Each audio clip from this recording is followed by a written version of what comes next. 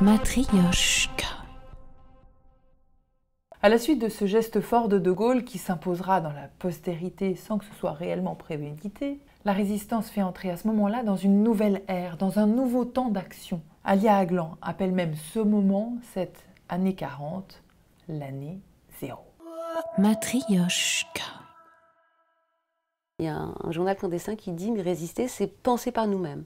Et penser par soi-même, c'est effectivement résistance année 0. C'est le début de quoi alors? Dans un premier temps, résister, c'est continuer la guerre par d'autres moyens. Ça veut dire remettre des liens de solidarité en place, par exemple pour faire évader les prisonniers de guerre. La résistance, c'est une invention, puisqu'on invente le quoi faire. Personne ne leur dit « bon, bah, ici, vous allez mettre des tracts, ici, vous allez poser des papillons, là, vous allez organiser des parachutages, là, vous allez faire du renseignement. » Personne ne leur dit. Ils inventent un mode d'action. Et ce mode d'action, au départ, il est très modeste. C'est chanter la Marseillaise ou porter ironiquement, enfin, ou en tous les cas discrètement, les couleurs, puisqu'il est interdit de pavoiser, donc on peut s'habiller en bleu, blanc, rouge. On voit toutes sortes de contournements. Quand l'étoile juive a été imposée, certains ont mis des étoiles avec marqué jazz dessus, pour voilà, se mettre dans une forme de complicité avec ceux auxquels on imposait le port de l'étoile jaune. Donc voilà, c'est ça aussi qui est très réjouissant après coup pour la résistance, c'est le courage qu'ils ont eu et l'invention d'une forme d'action, pour le coup politique, sans être forcément partisane, et qui a été tout le temps une improvisation de chaque instant. Tout le monde ne fait pas dérailler des trains dès l'automne 40. Il y a des résistances actives, des résistances passives? Oui, c'est une distinction que font les historiens, avec laquelle je ne suis pas tout à fait d'accord, parce que je ne vois pas comment on peut être résistant sans être passif. Donc il y a eu des formes de résistance qui consistaient tout simplement à pulvériser les fichiers où il y avait les noms des jeunes gens.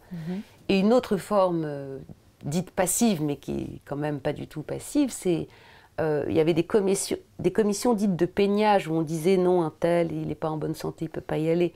Dans cette forme de résistance, beaucoup ont délivré des certificats de jeunes gens qui attestaient qu'ils ne pouvaient pas aller travailler en Allemagne. Donc ça aussi c'est une forme de résistance et ça a été tout aussi efficace, si vous voulez, que d'aller plastiquer.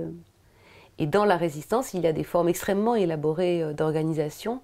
Je pense à la résistance polonaise par exemple, qui a, dans la Pologne occupée, fait passer des examens aux lycéens, une sorte de baccalauréat clandestin, des cours universitaires clandestins, parce que comme c'était la culture polonaise qui était menacée, ça faisait partie de la résistance que d'organiser non seulement des sabotages et toutes sortes d'actions politiques, mais aussi de transmettre la culture polonaise aux enfants quand la Pologne a été tout simplement rayée de la carte. Est-ce qu'aujourd'hui, 80 ans plus tard, est-ce qu'il y a quelque chose à entendre ou est-ce qu'on est passé dans un autre pan d'histoire? Est-ce qu'on est dans le prolongement de cette même histoire? Est-ce qu'on tire un même fil? Aujourd'hui, l'enseignement de cette période, c'est que quand des sociétés ont été à ce point fracturées, divisées, parce que là on parle de mémoire de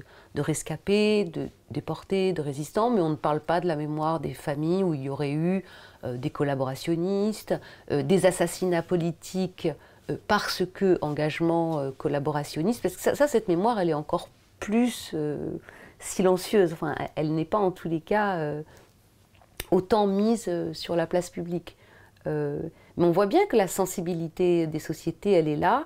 C'est une mémoire qui ne peut pas être apaisée et une guerre qui n'est pas réellement terminée. Aujourd'hui?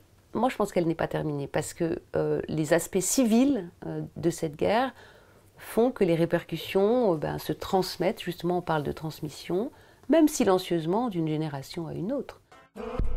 Matryoshka.